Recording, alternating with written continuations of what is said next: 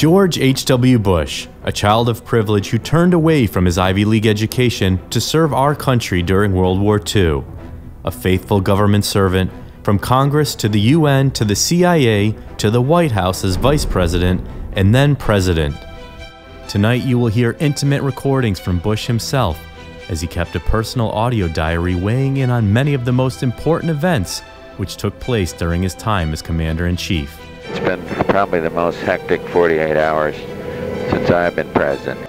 It is a rare look inside the personal thoughts and feelings of a sitting president. Hear untold stories with insight and perspective from some of the people who knew our 41st president best. George Bush was truly sensitive to the responsibility of Commander-in-Chief. George H.w. Bush was our last great soldier statesman.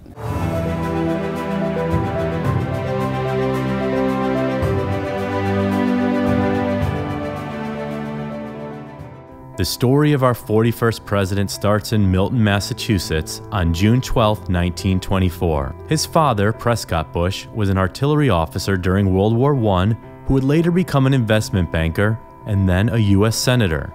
His mother, Dorothy Walker Bush, instilled a deep sense of family and held strong beliefs about volunteering and service to the country. Dorothy and Prescott Bush, his grandfather on the Walker side, his maternal grandfather, was a sort of a Gilded Age buccaneer, big, as Bush used to say, big guy, loud.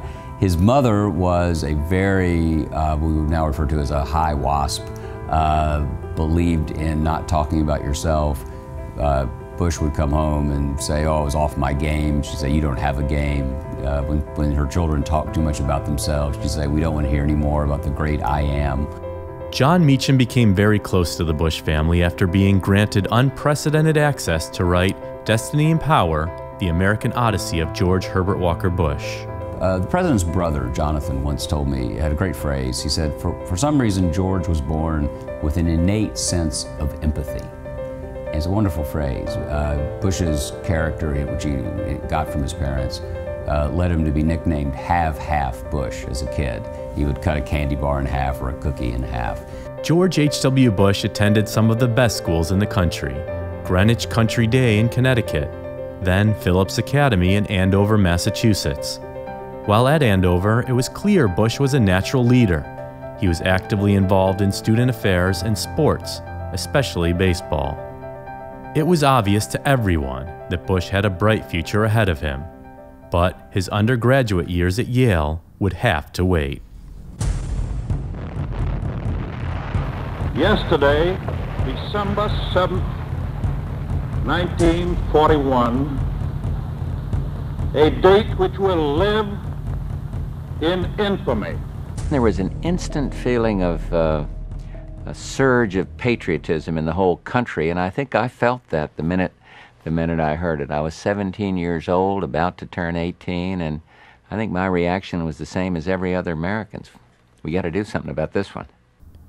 6 months later, immediately after graduating from Phillips Academy and on his 18th birthday, Bush set aside his college ambitions and enlisted in the Navy. He breezed through his training, becoming the youngest aviator in the history of the Navy. Shortly after Pearl Harbor, and before being shipped off to the Pacific, Bush met a 16-year-old young lady named Barbara Pierce while at a dance. It was love at first sight. I'll never forget it. Greenwich Country Club dance. Here she was in this red and green dress. I said, who is this good-looking girl, that beautiful girl over there? That's Barbara Pierce from Rye, New York. The two started dating and would become each other's first kiss. Bush described this to his mom in a letter. I kissed Barbara and I'm glad of it. I don't believe she will ever regret it or resent it, and I certainly am not ashamed of it. George would propose to Barbara before leaving to fight for his country, and she would always be on his mind. While overseas, the two stayed in contact through love letters, and Bush named his planes Barbara 1, 2, and 3. But the missions he flew were dangerous, and for all those who served, the chances of making it home to their loved ones was always in question.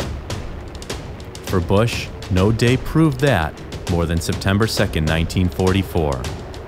While making a strike on the Bonin Islands, his plane was hit by anti-aircraft fire, and he was taken down in the waters near the island of Chichijima. You could just feel the danger, because you could see all the black puffs of anti-aircraft fires, highly concentrated, that you'd see a big black puff and you go by it, and I figured we were in for a complicated dive, but some way about halfway down the run I was hit, and you could feel the plane go push forward like that, up and forward, and then suddenly it was all engulfed in flames, and I finished my bombing run, but by the time I pulled out over the ocean, the plane was really burning. The whole inside there's a lot of smoke. So it was I feel a lot of that very clearly, even though it was many, many years ago. Never get over it, actually. And I remember being sick. I remember being scared, and I remember wondering what happened to the crewmen that were with me. That preoccupied a lot of my thinking.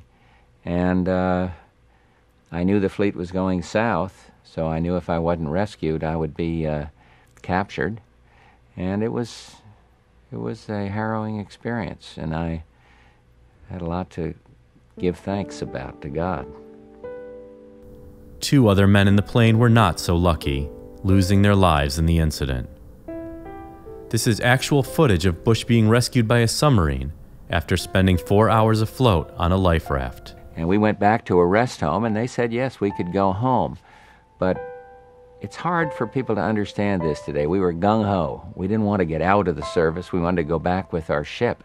It was different then. We wouldn't have thought of asking to come home or get out. It would be that sense of duty and service that would define Bush's career and would make his loss to Bill Clinton in the 1992 election all the more difficult. By the end of 1944, Bush had flown a total of 58 combat missions, earning him the Distinguished Flying Cross, 3 other air medals for heroism, and a Presidential Unit Citation.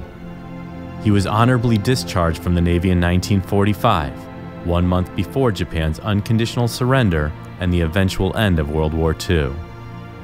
He would return home and marry Barbara Pierce, and he was finally able to follow in his father's and grandfather's footsteps. He and his new bride moved to Connecticut so he could attend Yale and start a family. At Yale, Bush was a standout baseball player. In fact, he led the Bulldogs to the first 2 College World Series. As a team captain, he had a chance to meet Babe Ruth just weeks before Ruth's death. But it certainly was not all fun and games. Bush did his homework too, graduating in just 2.5 years with a degree in economics. After graduation, Bush had a good job waiting for him in the family investment business, but instead, at age 24, he packed his family into their red Studebaker and moved to West Texas. This was a far cry from being a rich Greenwich, Connecticut boy who could have taken the easy route to good money. George and Barbara would start their family in Texas, eventually becoming loving parents to 4 boys and 2 girls. It was not all happy, though. In 1953, they received just about the worst news you can get as a parent. Their 3-year-old daughter, Robin, was diagnosed with leukemia. She died just 3 months later, a defining tragedy of their lives. The same year he lost Robin, Bush began a much more adventurous career than his family before him, co-founding an oil company called Zapata Petroleum. The wealthy son of a Connecticut senator was now a Texas oilman, and a good one at that. Where he did follow his father's footsteps was into politics. The man who had served his country in the Navy was now looking to serve in Congress. He ran for Texas Senator in 1964, and for one of the first times in his life, he failed, losing to Democrat incumbent Ralph Yarborough. As a father and a family man, I know you and I share a lot of worries about the future of our state and nation. I certainly hope, and I'll bet you do too, that our children can grow up knowing what freedom really is. Not to be deterred, 2 years later he would try again, this time for a seat in the House of Representatives. He ran for Congress in Texas's 7th Congressional District in 1966. That election he won by a large margin. It was the start of what would become an impressive political resume. He was named the 10th ambassador to the UN in 1971, and then the chairman of the Republican National Committee in 1973. In 1974, he was named chief liaison to the People's Republic of China. Then, in 1967, the director of the CIA. I pledge to you that no politics, no policy bias will color the collective judgment of the CIA. This is the way you want it. This is the way the CIA operates, and this is the way our country must have it. When Democrat Jimmy Carter takes over the White House in 1977, Bush finds himself without a job. He leaves the grind of Washington and moves back to a slower-paced life in Texas to regroup. There, he decides what his next move will be. George H.W. Bush will run for president.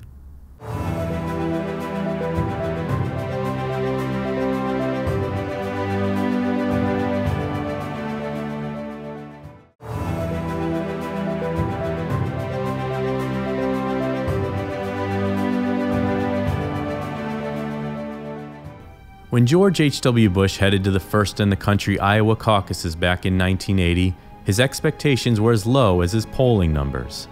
But it is said that winning in politics is beating expectations.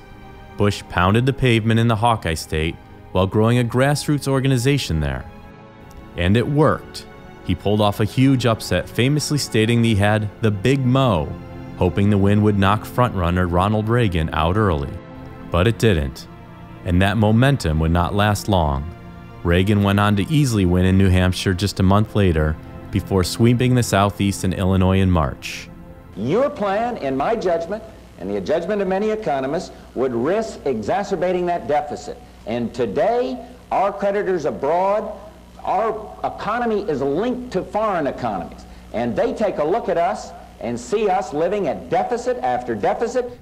It is interesting to listen to some of the policies Bush and Reagan debated in 1980 and how similar some of their comments are to what we still hear decades later, like this argument from Bush on immigration. Do you think the children of illegal aliens should be allowed to attend Texas public schools free, or do you think that their parents should pay for their education? The problem has to be solved. The problem has to be solved. We're doing two things. We're creating a whole society of really honorable, decent, family-loving people that are in violation of the law, and secondly, we're exacerbating relations with Mexico. Make it possible for them to come here legally with a work permit, and then while they're working and earning here, they pay taxes here. Bush had not exactly been tough on the California governor until he took this shot at Reagan's proposed economic policy.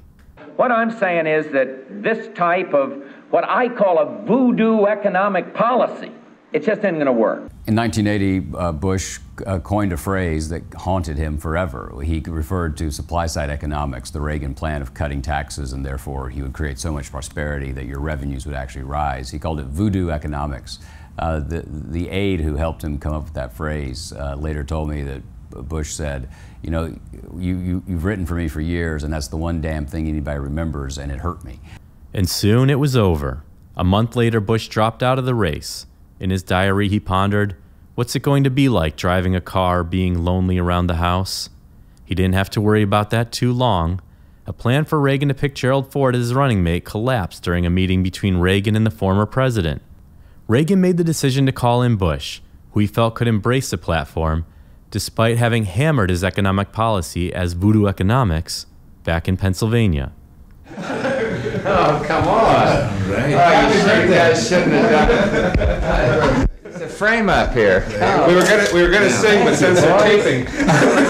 Oh my gosh, this is a real present. It's beautiful, with all respect. Oh, golly. You want to hear what it says? This small gift is to help you with voodoo economics. Nice going. That's all we need is a smart-ass chief of staff. The man who wanted to lead the country was instead second in command, and he would turn out to be the perfect fit, never supporting any policy at odds with the president. Well, I think the selection of George Bush was somewhat of a controversial one as a running mate as well. I think there were people who didn't think it was a good match. James Rose Bush was a deputy assistant to President Reagan, the chief of staff to First Lady Nancy Reagan, and a senior advisor at the White House. But I think that both men were the type of leader and the type of character that they were going to make it work. And while George Bush had said things about Ronald Reagan's platform and so forth, that was a part of politics, and Reagan accepted that. And from that point on, George Bush was a dedicated supporter of everything that Reagan did. I mean, he was as steadfast a partner that you could ever imagine in a national political office like that. And he worked very hard at it. The two became very close while leading the country for the next 8 years.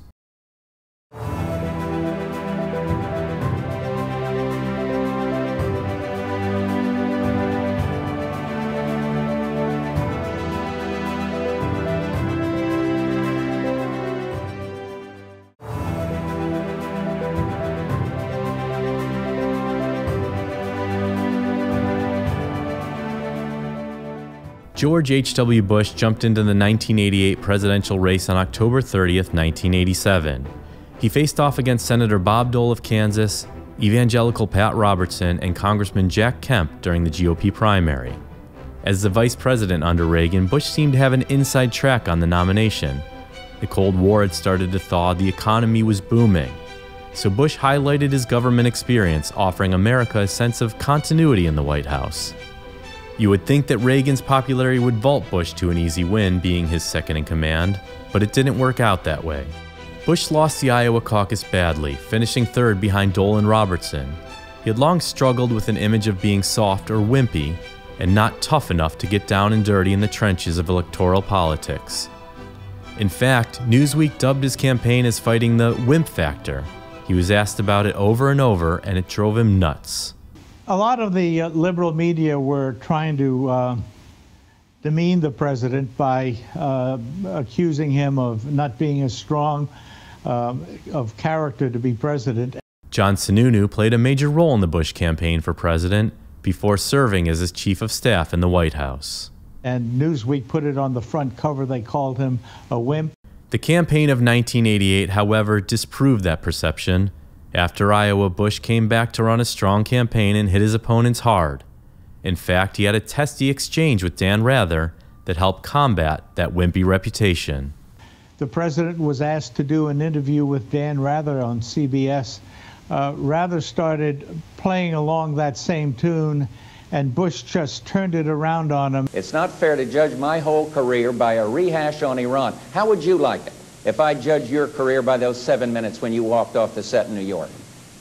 Well, now, would you like that?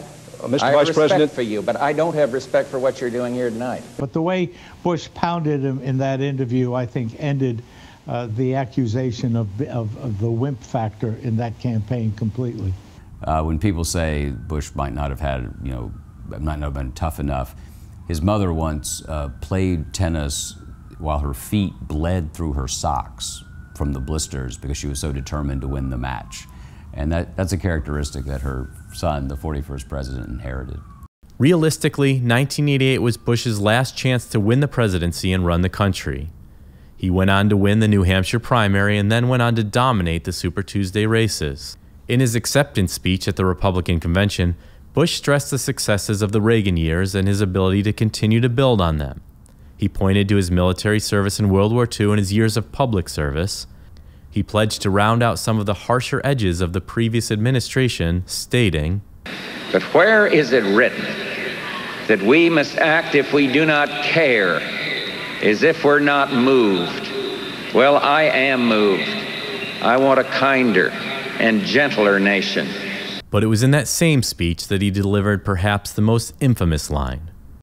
"Read my lips. No new taxes." When Bush made it to the White House, in large part due to that promise, the line would haunt his presidency. You have to be very careful when you make a pronouncement, I am not going to do this or I am going to do this, because you will, with great certainty, you will be measured against what you say you're going to do and whether you do it or not. But first, he had to get past his Democratic opponent, Michael Dukakis. One devastating blow was landed when a political action committee supporting Bush hammered Dukakis with what became known as one of the most damning and controversial political ads of all time. Officially, the ad was called Weekend Passes, and it called out the Massachusetts governor for his support of a weekend furlough program for convicted felons. Bush and Dukakis on crime. Bush supports the death penalty for first-degree murderers. Dukakis not only opposes the death penalty, he allowed first-degree murderers to have weekend passes from prison. One was Willie Horton, who murdered a boy in a robbery, stabbing him 19 times. Despite a life sentence, Horton received 10 weekend passes from prison. Horton fled, kidnapped a young couple, stabbing the man and repeatedly raping his girlfriend. Weekend prison passes. Dukakis on crime. The New Yorker called the ad the political equivalent of an improvised explosive device, demolishing the electoral hopes of Dukakis. There's an apprehension, a nervous waiting, anxiety, recognition that Wednesday it'll be all or nothing, desire to do what's right, do my best, and the recognition that it's going to be extraordinarily difficult. So help me God. Congratulations. Thank you.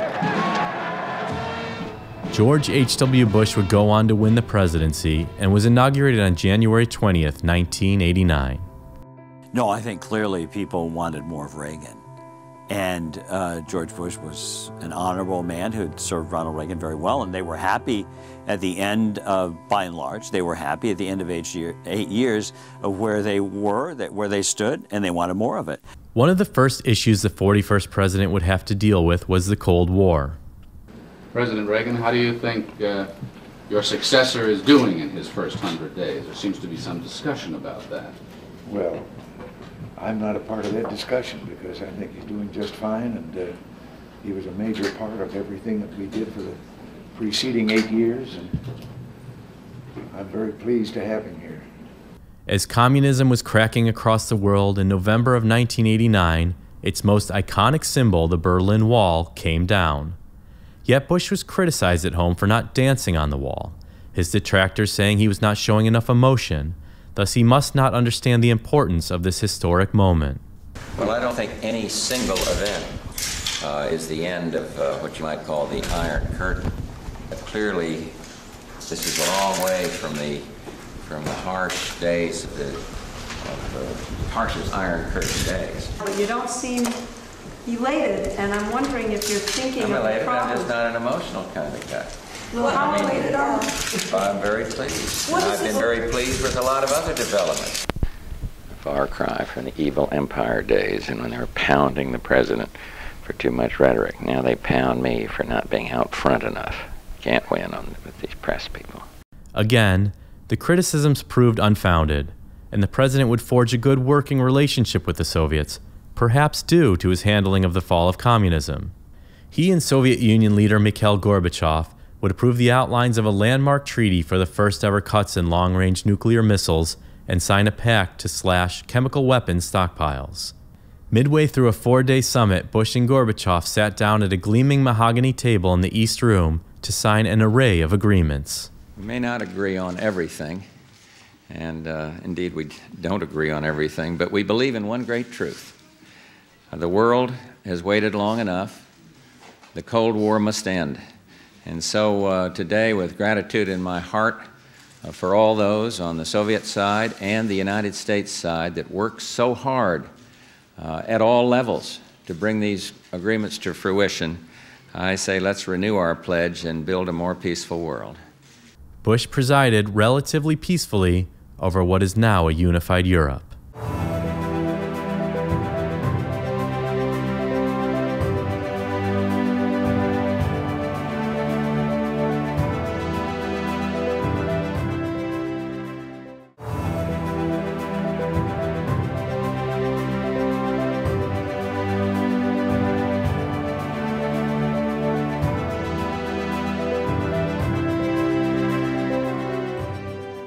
None of the president's hats, in my view, is more important than his role as commander-in-chief. For it is as commander-in-chief that the president confronts and makes decisions that one way or another affects the lives of everyone in this country, as well as many others around the world. August 2nd, 1990. Iraq leader Saddam Hussein made the decision to send more than 100,000 Iraqi troops across the border to invade and occupy the tiny, oil-rich nation of Kuwait. President Bush reached out to the world for help. It's now Sunday afternoon, and I'm heading back to Washington a couple hours earlier than I'd expected. I expected to go play golf at 1:30 with Brady, Sam Nunn, and Scowcroft, but there's too much going on.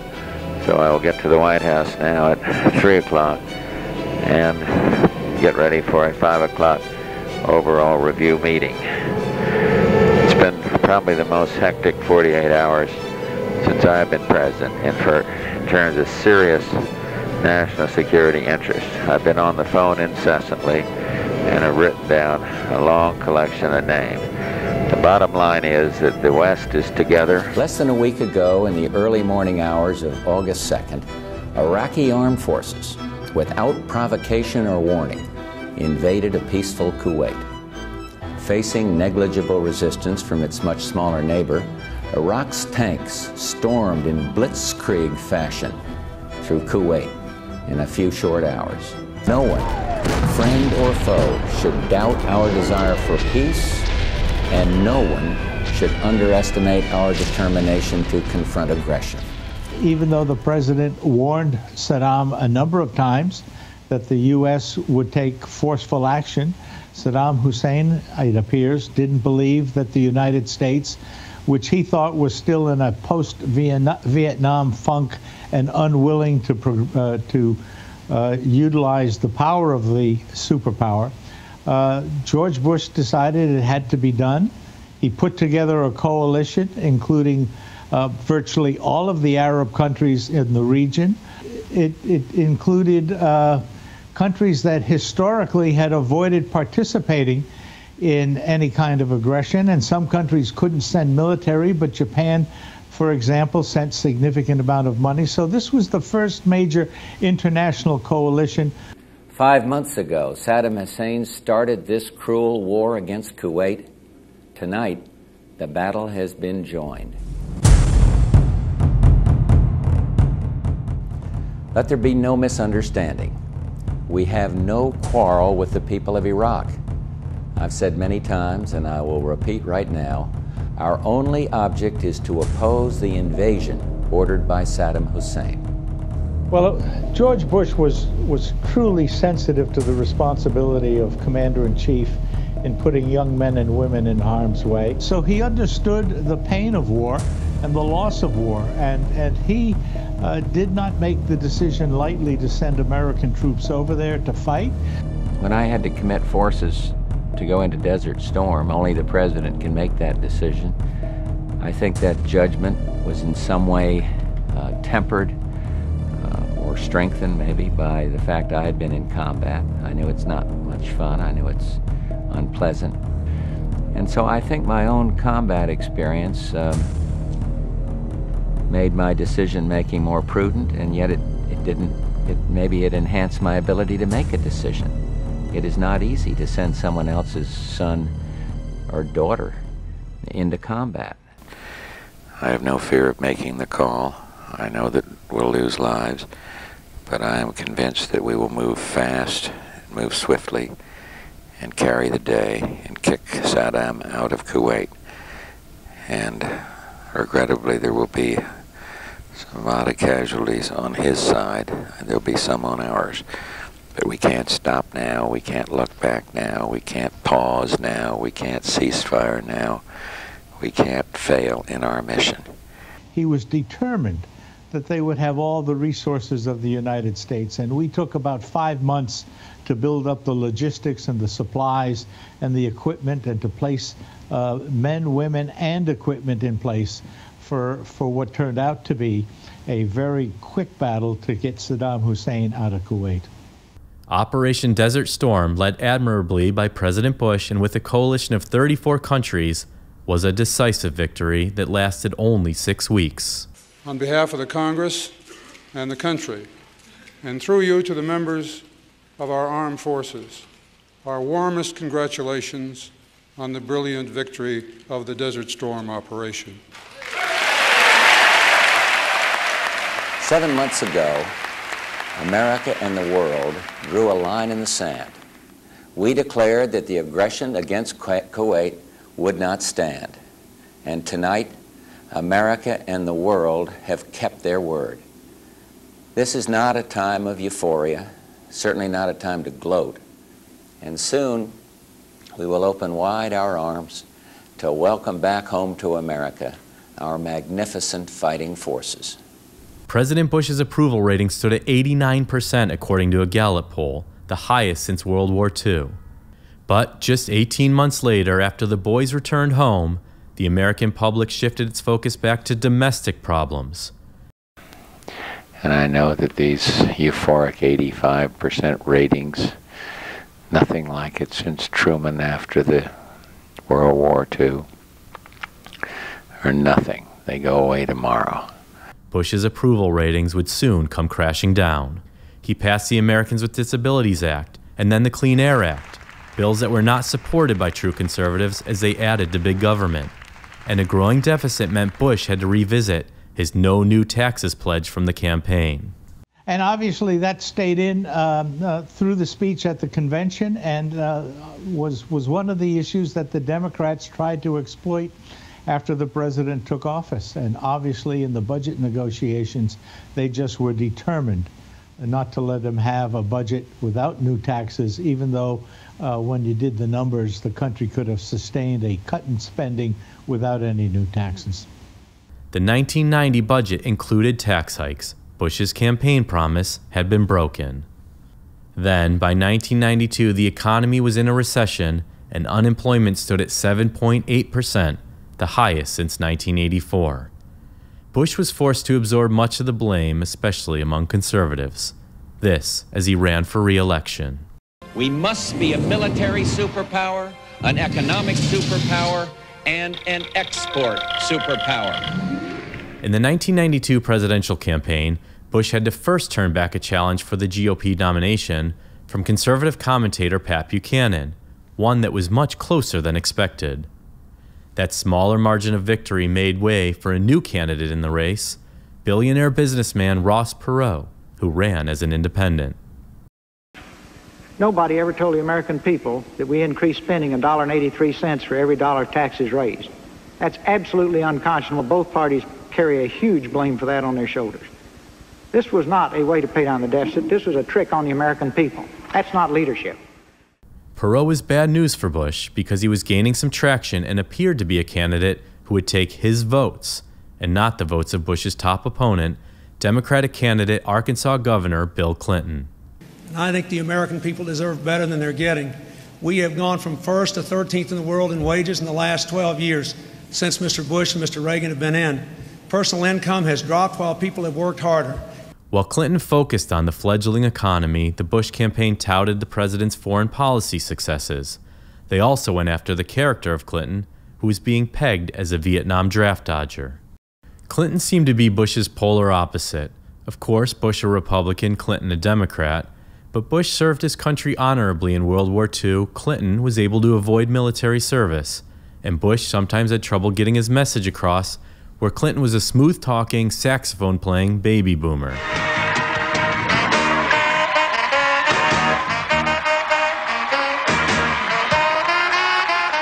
In addition to facing a recession, Ross Perot and Bill Clinton, George Bush also faced some missteps that hurt public perception, fair or not. One such incident occurred at a campaign stop in Orlando, Florida, where Bush seemed surprised by what had already become a technological staple of everyday life. During the 92 campaign, George Herbert Walker Bush went to a supermarket as part of a campaign stop, a photo op, and a walk around shaking hands. And when they came to check out, they showed the president a brand new scanner. And the incident that followed, I think, just shows you the bias and the stupidity of the liberal media. The scanner they showed him was a new technology in which they could take an absolutely torn barcode, and they demonstrated it with a barcode torn into about 4 or 6 pieces. And the new scanner was able to read the barcode even though it had been torn up. And George Bush marveled at the technology. Well, a moron at the New York Times, one of the editors there, decided to write an article talking about how technically illiterate George Bush must be if he marveled at the technology of a grocery store scanner. It was completely unfair, but those are the kinds of things that the press can do to a candidate. Bill Clinton had attacked Bush as not doing enough for the working middle class and being out of touch with the common folks. This helped further that perception. So help me God. Congratulations. On November 3rd, 1992, Bill Clinton won the presidential election. George H.W. Bush was officially a one-term president.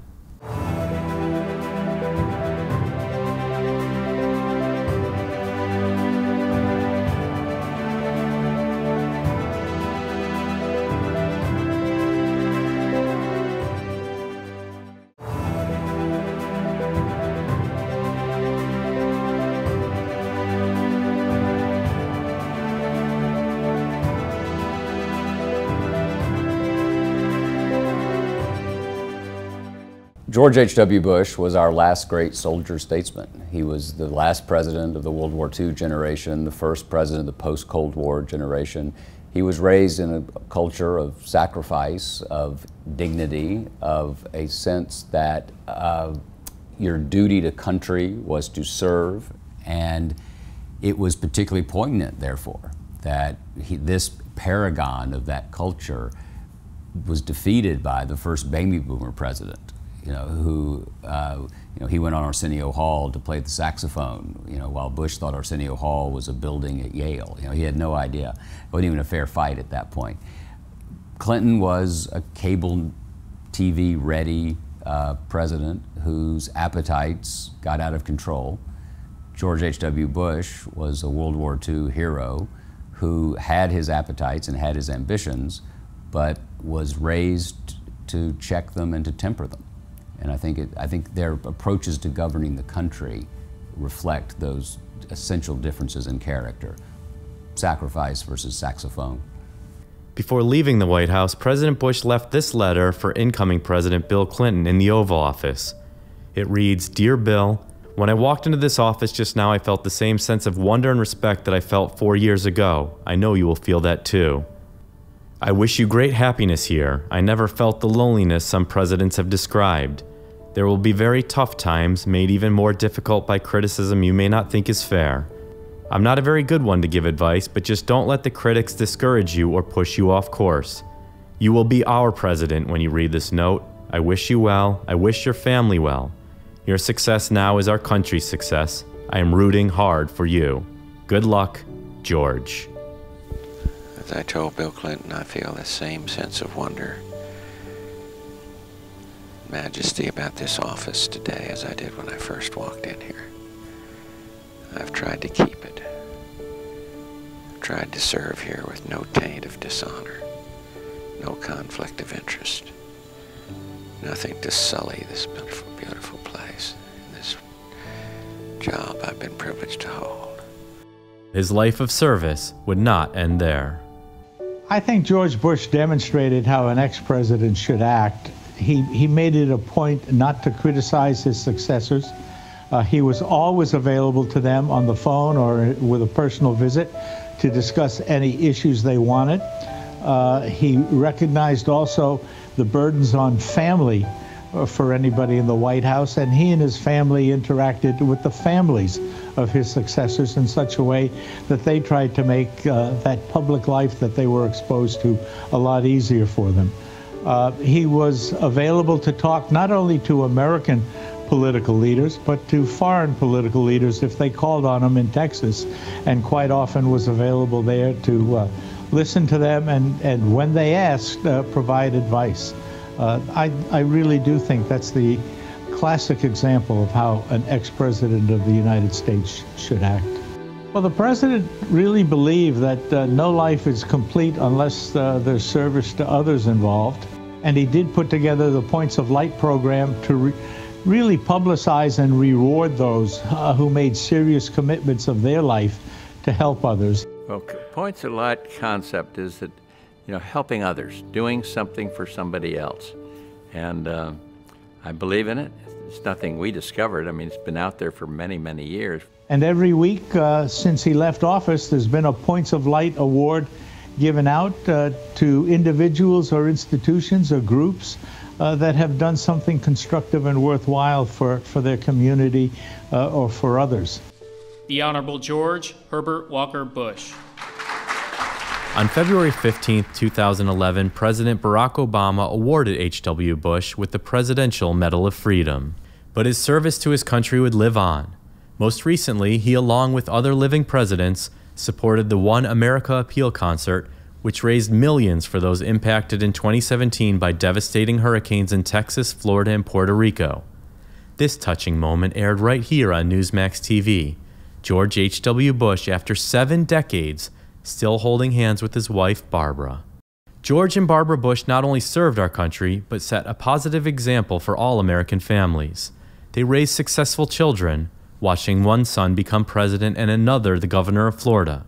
And their enduring love for each other was one all could admire. You make me feel wonderful, but then I always feel wonderful when I get to talk about the strongest, the most decent, the most caring, the wisest, yes, and the healthiest man I know. George and Barbara, or Poppy and Bar as they called each other, were the longest married presidential couple in the history of the United States, married for 73 years, before Barbara passed away in April of 2018. John Meacham had the honor of delivering Mrs. Bush's eulogy. The Bushes governed in a spirit of congeniality, of civility, and of grace. Instinctively generous, Barbara and George Bush put country above party, the common good above political gain, and service to others above the settling of scores.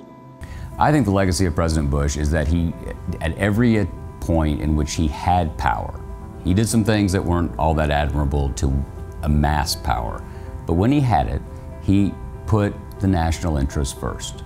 He believed deeply that service itself was a good unto itself. And my view is that his legacy will be one of having ended the Cold War peaceably, and also of his character, that there is a place for dignity and a kind of reticence in the public square. Reagan saw himself as a leader of the free world. I think George Bush saw himself as the President of the United States and had a lot of respect for it, but he had a bit more, less formal, more casual approach. He loved to entertain. He would, even when Barbara Bush wasn't in the White House, he would dial up the social secretary and the kitchen, and he'd have people over. He just loved people. And I think that's certainly what I will remember him for. George Bush was an absolutely easy president to work for as chief of staff. He understood the needs of his staff. He was disciplined enough to do the homework that a president has to do.